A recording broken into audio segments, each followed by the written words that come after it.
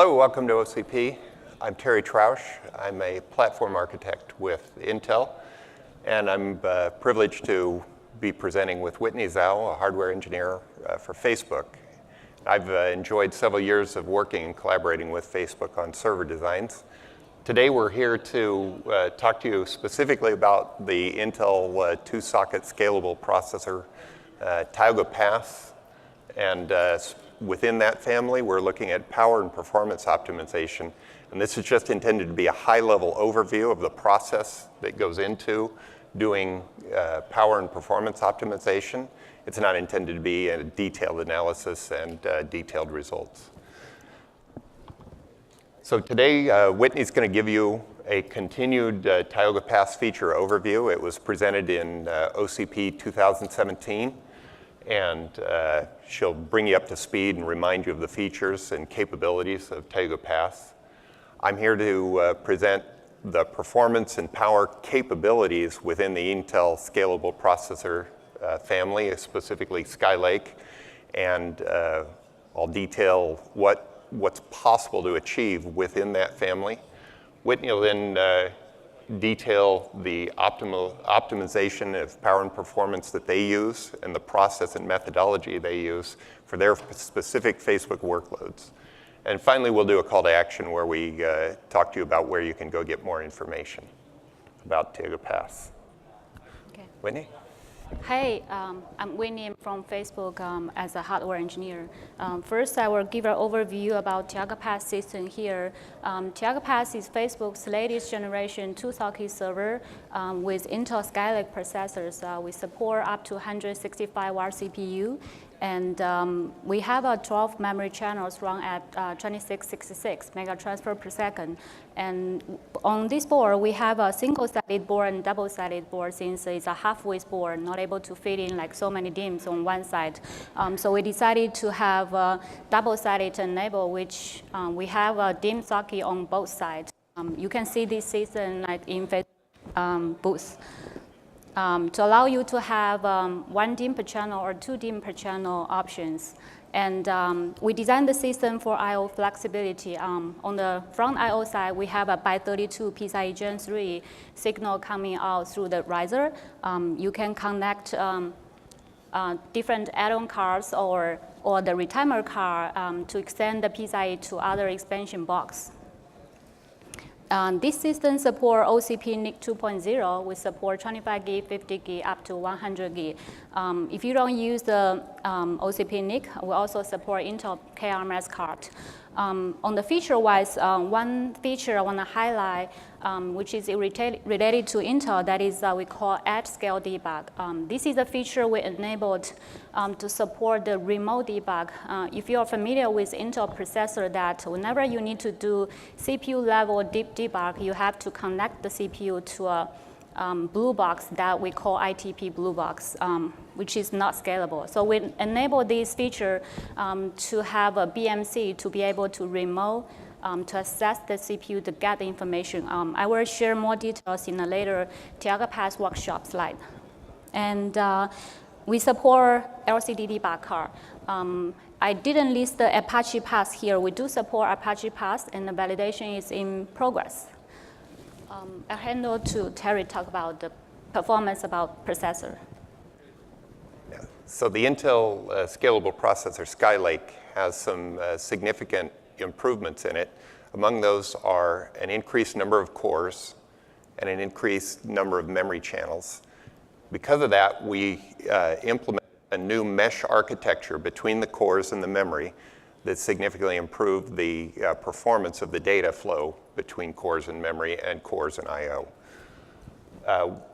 We chose, in this presentation, we chose to compare a 165-watt Skylake processor to a 145-watt Broadwell processor. And we chose the 165-watt processor because that's what Tioga Pass maximum TDP CPU support is. And we looked up on the spec.org website, and what we find is Skylake shows a 39% improvement in performance over Broadwell for just that 14% TDP power increase between Skylake and Broadwell. For spec power, we see a significantly enhanced performance improvement over Broadwell of 67%. And there, what we see is just, again, that 14% higher processing power required between the Broadwell at 145 and the Skylake at 165. And what that adds up to is, when you just compare the CPU side of things, is a 46.5% performance per watt improvement from when you go from Broadwell up to Skylake. So it's a good starting point for getting increased performance and lowering your power requirements to get that performance. And so that's where Facebook uses a starting point of Skylake to improve their data center efficiency. Whitney? When we talk about system-level performance, we mean CPU performance here. But we don't choose whatever the highest power TDP SKU from Intel roadmap to get the highest performance. In Facebook, we focus on efficiency. So we worked with Intel to figure out which CPU SKU may give us the best performance per watt. There are some parameters explored across different CPU SKUs. For example, the TDP, the core count, base frequency, or turbo beans allow us to play and find which CPU SKU, which combination will give us the best performance per watt. We do have some basic requirement at Facebook. For example, the highest TDP we can support due to the rack power envelope, and also we want to ensure the rack density. And also the lowest core count, lowest base frequency. With this basic requirement that we can come our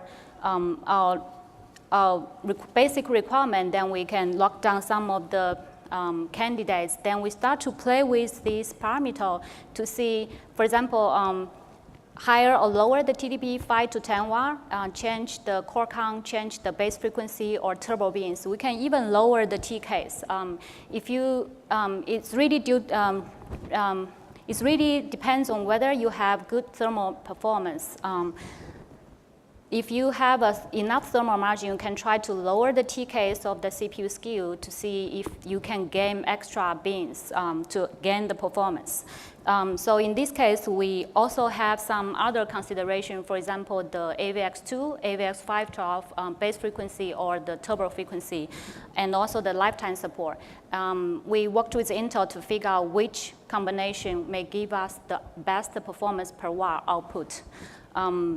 We'll measure the performance with a specific Facebook workload. So I'm not able to share the performance data here, but this is how we optimize the power and performance for our Tioga Pass system. Good. Thank you. Yeah. And so,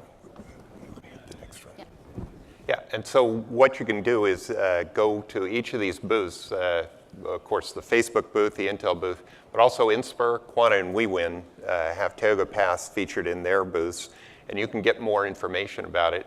In addition, the Tioga Pass specification is available in OCP, and you can learn more, of course, about the Intel Scalable Processor Skylake at the Intel website, and we've provided the links in the presentation. So if you have further questions, we invite you to go out to the floor, visit our vendors, and we'll let Whitney continue with her next presentation after that. So we'll take questions out at the booth. Thank you very much. We have 10-minute short bursts of all these updates coming. So please hold off these questions until you go back to the booths.